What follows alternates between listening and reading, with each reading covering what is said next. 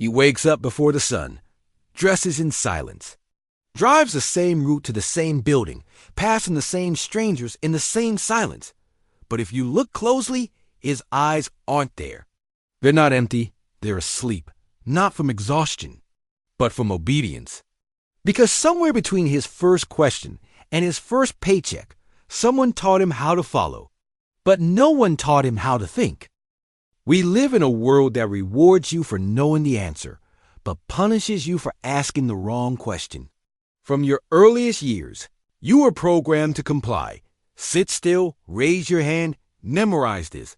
Don't talk back, follow the rules, and every time you did, you were praised, rewarded, told you were a good student, a good employee, a good person.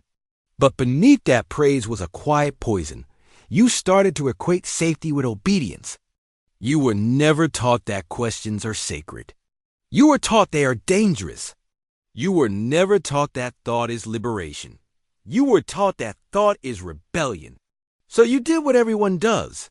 You got really good at doing what you're told. And now, you find yourself staring at a life that doesn't quite feel like yours.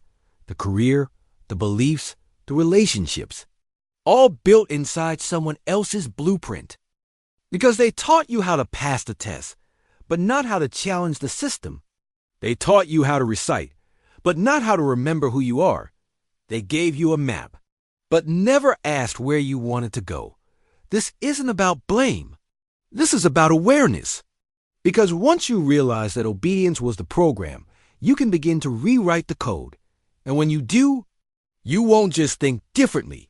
You will become someone different. The thinker, the sovereign, the one who no longer asks for permission. You were not born to obey. You were born to create. The first time it happened, you didn't even notice. You raised your hand, curious. Something didn't make sense. Your question wasn't rebellious. It was sincere. Why does the sun rise earlier in winter? Why do I have to believe that? Why can't we do it this way? And in return, you were silence, a sigh from the teacher, a snicker from the class, a red pen slashing your paper. Not because you were wrong, but because you were inconvenient. That's when it began. Not the death of curiosity. Curiosity still burned, but the slow, silent death of the question. They called it structure. They called it discipline. They called it education, but it was conditioning. Conditioning to sit when you're told, to speak when you're called, to recite without understanding, to agree without knowing why. It wasn't about what you learned. It was about how you learned to learn. Through repetition, through reward and punishment, through memorization, not mastery. They didn't teach you to seek truth. They taught you to seek approval, and so you stopped asking. You stopped wondering. You stopped reaching past the curtain. Because every time you reach, you were burned. And you learned, curiosity equals pain. Non-compliance equals isolation. Thinking for yourself equals trouble. Better to play it safe.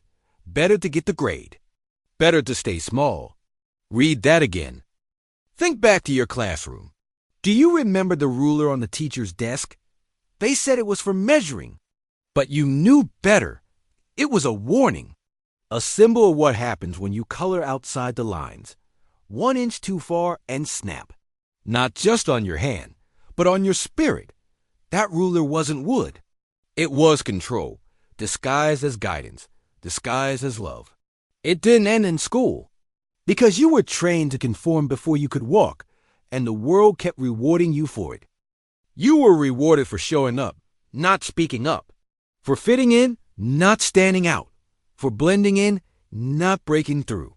At home, because I said so. At church, don't question the word. At work, follow the protocol. And every time you obeyed without thinking, you earned another invisible star. But those stars didn't build a sky. They built a cage. And now here you are. Grown, capable, intelligent. But you still hesitate before speaking. Still seek permission before acting. Still wait for someone else to say it's okay. Why? Because deep in your body, you still remember the moment you stopped trusting your own mind.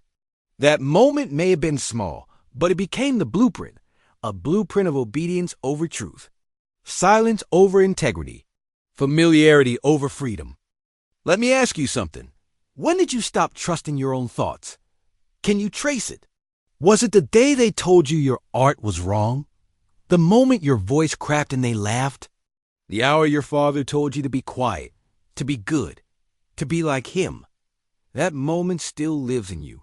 It may be silent, but it is not gone. It's in the way you second-guess your instincts, the way you hold your tongue, the way you defer, delay, diminish. But here's the truth they never told you. A thinker is not someone who knows. A thinker is someone who refuses to stop asking. The greatest minds in history weren't the best students. They were the best questioners.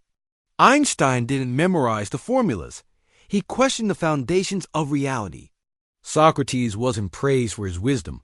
He was sentenced to death for his questions. Napoleon Hill didn't accept the world's definition of success. He asked, what is the real power behind wealth? What is thought? What is fear? What is faith? Those who change the world never fit into it first. Because original thought is always seen as a threat. You were born with the same fire, and it still lives beneath the debris. The thinker in you isn't dead. He's just buried under years of applause for obedience. But you don't need permission to dig. You just need to remember what it felt like to question everything. To look at a system and say, this isn't right. This isn't mine. This isn't me. You used to ask why. Now you just ask when. When is it my turn? When will they notice me? When will it be safe to speak? You don't need a turn. You need a mind of your own. And you already have it. But first, you must mourn what was lost. Mourn the child who asked and was told to hush. Mourn the ideas you swallowed that never belonged to you. Mourn the faith you placed in systems that betrayed you. Only then can you start again, not by finding answers, but by resurrecting the question. Echo this. The thinker is not born, the thinker is remembered. There are two types of education. The one you remember and the one you never saw. The first was loud. Books, lectures, bells, corrections. The second was silent. A look of disapproval, a raised eyebrow, a missing invitation, an invisible rule never spoken, but always enforced. This second one is the one that shaped you most. Because while the classroom gave you facts, the silence gave you beliefs. And you've been living by those beliefs ever since. They never said the words directly. But here's what they taught you. Obedience equals safety. Rebellion equals danger. Thinking equals risk. They didn't need to say it out loud. You absorbed it through 1,000 quiet moments. The teacher praised the quiet kids. Your coach benched the questioners. Your pastor warned against doubt. Your boss promoted the agreeable. You learn, blend in to survive, conform to be rewarded. Never outshine the system that feeds you. They told you they were preparing you for the real world, but they were only preparing you to be tolerated by it. They gave you a script, not a compass, a resume, not a reason. They taught you how to function, but not how to live. There's something sinister about systems that don't have to speak their rules. Because when rules are spoken, they can be challenged. But when rules are implied, they become the walls of your mind. You stop asking why you feel resistance. You just assume it's your fault. That's the brilliance of silent programming. It convinces you the cage is your own design. Let me show you how deep this goes. Have you ever had an idea, a strong, clear insight, and still didn't say it out loud? Have you ever doubted something everyone agreed with, but stayed quiet? Have you ever wanted to walk away, but didn't? Because you didn't want to be the one who disrupted peace. That's the curriculum still living inside you. You don't need the teacher anymore. The rules are now self-enforced. That's not education. That's spiritual sedation. You see, there's a reason you feel the tension. A part of you knows it's all backwards. You can feel it in your chest when you nod along the things that insult your intelligence. You feel it in your stomach when you laugh at the boss's joke, but your soul is cringing. You feel it in your dreams, where you're running, shouting, building, but waking up silent and still. That part of you, that's the thinker. Still alive. Still waiting. They taught you not just what to say. They taught you what not to say, what not to think, what not to see. And so you learn to censor your own genius. Not to lie, but to dim. Not to betray yourself, but to delay yourself until you forgot what you were even delaying. That's the cost of the silent curriculum. Not just missed opportunity, but missed identity. What beliefs did you inherit without consent? Really ask that. Did you choose your beliefs? Or did you absorb them from people who were never free? Do you believe what you believe because it's true, or because it's approved? Pause here. This isn't just philosophy. It's about everything. What you believe about money, about love, about God, about power, about possibility. Did you decide those beliefs, or did they sneak in through repetition and respectability? Because here's the truth. The silent curriculum didn't want thinkers. It wanted servants. It wanted comfort, not clarity. Control, not curiosity. You are the product of systems that shaped you for stability, not sovereignty. But stability isn't the same as peace. You can be stable in a prison. You can be stable in a coma. Stability is not the goal. Liberation is. Let me give you a picture. Imagine a child holding a candle.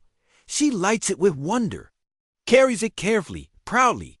But every room she enters, someone says, "That's too bright. Tone it down." You don't need all that light, so she dims it and dims it again until it barely flickers. Then one day, she forgets it was ever lit. That child is you. That candle is your mind. And that flame is still there. They trained you to fear your own brilliance, and you believed them.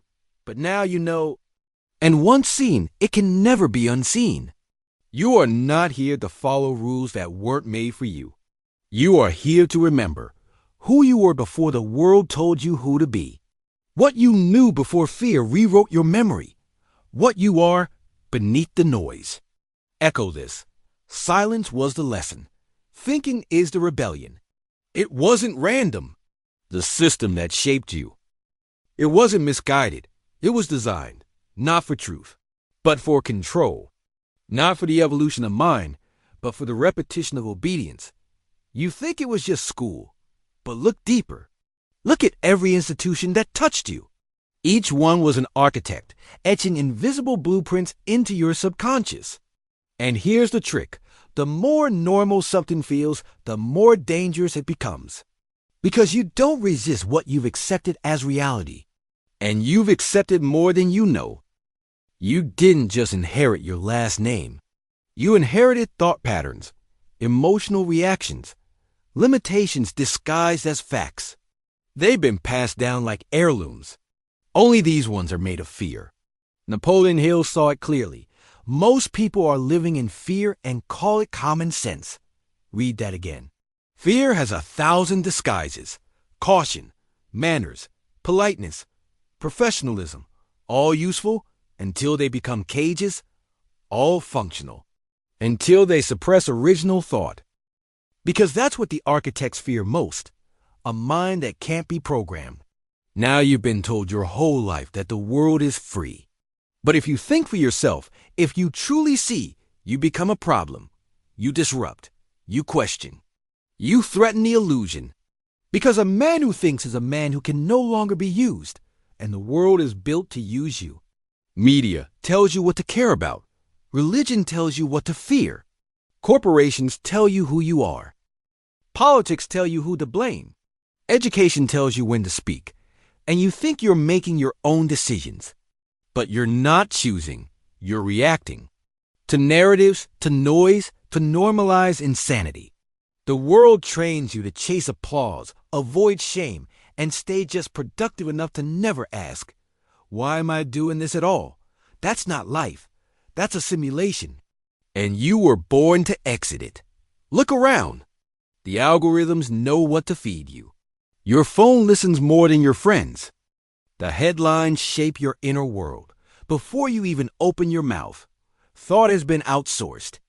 Awareness has been hijacked, but not destroyed, because somewhere in you, there's a sacred firewall, a piece of your mind that remains untouched.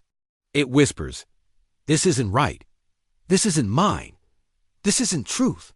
And that whisper, it's the beginning of your return. Whose voice is still living in your head? That's not a metaphor. Is it your father's warning? Your teacher's shame? Your pastor's guilt? Your boss's critique? Some of the loudest thoughts in your mind are echoes of people who left long ago. You didn't keep the memory. You kept the programming. And every time you hesitate, doubt, self-silence, you're not thinking, you're reliving. There's a room full of mannequins applauding in unison. You stand among them, clapping too, but inside, you're screaming. This is what it feels like to live in contradiction. To perform alignment while your soul twists in disobedience. But you've played this part long enough. The world doesn't need another obedient replica. It needs one sovereign original. If they taught you what to think, they also taught you what not to think, what not to say, what not to want, what not to become. Because becoming would make you powerful, and power can't be controlled. So they sold you security instead, safety, predictability, a steady paycheck. The price? Your original mind. But here's the secret. You can't kill truth. You can only bury it. And the thinker in you has just started digging. This is not a conspiracy. This is consciousness. This is what happens when people forget how to guard their own mind. When they trade awareness for acceptance, fire for fitting in. You don't need to escape the system. You need to awaken within it. Because once you see the pattern, you can break it. Once you hear the hidden command, you can mute it. Once you remember who you are, you can never be made small again. The world wants workers, not warriors. But you were not born to serve a machine. You were born to build the invisible, to think, to see, to shape. And it starts with reclaiming the one power they can't take, your ability to reason. Echo this. The thinker cannot be controlled, only ignored, only feared. Now it's your turn to be feared by the systems that once owned you. They can take your time. They can take your titles. They can even take your reputation. But there's one thing they can never take from you, unless you surrender it. Your power to think, not to react, not to echo, not to follow, but to generate thought from the eternal stillness inside you. That's the last domain of sovereignty, the final frontier they can't invade. And that's why they spend centuries teaching you how not to use it. Napoleon Hill called it the workshop of the mind, a sacred space where all riches begin, where every kingdom is first constructed, where every prison is first imagined, and the quality of your life is nothing more than the output of that workshop. But here's the question they never want you to ask. Who's running your workshop? Is it you? Or is it the voices that programmed you? Is it your higher self? Or is it the anxious, obedient child still trying to make everyone else comfortable? They built schools to train you. They built jobs to contain you. They built media to distract you. But they could never build a tool powerful enough to replace your original mind. Because real thought, the kind that creates reality, doesn't come from noise. It comes from silence. Let me paint the moment. You step away. You turn off the screen. You silence the inputs. And you listen, not to the world, but to the intelligence beneath your name. That voice that says, there's more. This isn't it. You're remembering now. Keep going. That is the sound of power returning. You were never meant to live in a mental cage. But your cage isn't made of bars. It's made of agreements. Agreements you never sign, but live by daily. I'm not creative. I need to be practical. I'll do what I love later. It's selfish to want more. If I speak my truth, I'll lose everything. These are not truths. They're programs. And programs only run as long as the operator is unconscious. Now you're waking up. You are the operator. And you are no longer unconscious. The thinker is dangerous because he sees cause, not just effect. He sees patterns. He sees mechanisms. He sees the levers behind the illusion. And once you see the levers, you can choose not to be pulled. You realize nothing is personal. Everything is programmed. And that is liberation. Because if it's programmed, you can reprogram it. Your fear? Installed? Your hesitation? Learned? Your limitations? Taught. But thought? Real thought? That's yours. And it's holy. What would your mind build if it wasn't afraid? Sit with that. If no one was watching. If no one could punish or praise you. If there were no rules but truth. What would you think? What would you say? What would you create? That answer is the map to your freedom. That answer is your original code. And it's still intact. The architects of control bet on one thing. That you would forget. Forget your power. Forget your choice. Forget your inner fire. But you didn't forget. You just got distracted. And now you're remembering. Every time you pause before you agree, you're reclaiming your power. Every time you question a belief, you're sharpening your sword. Every time you choose clarity over comfort, you're becoming sovereign. This is how it begins. Not with rebellion, but with remembrance, not with volume, but with vision, not with noise, but with knowing, because knowing is dangerous to every system built on deception. Knowing makes you unshakable. Not arrogant, not loud, just clear. And nothing is more threatening to a world of programmed minds than a man who sees clearly. You don't need their approval. You need your own permission. You don't need more information. You need deeper contemplation. The thinkers aren't the ones with the most answers. They're the ones with the most presence. And presence is power. Echo this. Your mind is not a cage. It's a kingdom. Rule it. Your thought is not rebellion. It's return. Your silence is not absence. It's alignment. You step beyond the noise now. And what's waiting ahead is fire. At some point, you stop burning. Not because the fire was weak, but because the world kept throwing wet blankets on your brilliance.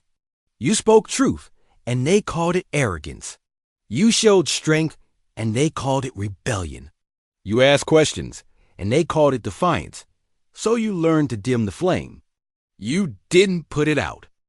You just buried it beneath layers of approval, convenience, and survival. But now, the smoke is rising again. Something ancient in you is stirring. Not a scream, not a tantrum. Just a steady heat in the bones. This is the part they never prepared you for. What happens when you stop obeying and start remembering? Because memory is fire. Memory of who you were before the world shaped your identity. Memory of what you wanted before you were taught to fear your own desire. Memory of the fire that never left you. This isn't motivation. This isn't a pep talk. This is resuscitation of your will, of your voice, of your inner compass. Because the thinker doesn't just escape the system. He builds a new one. To do that, you must relearn the fire. Not the fire of anger, the fire of clarity. Not the fire of rebellion, the fire of alignment. Because when you align with your own thoughts, you burn without apology. And it changes everything. The world has always feared the one who burns with quiet certainty. He doesn't need to argue. He doesn't need to convince.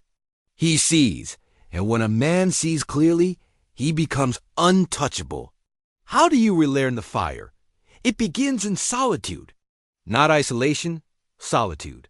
A sacred separation from the noise. No screens.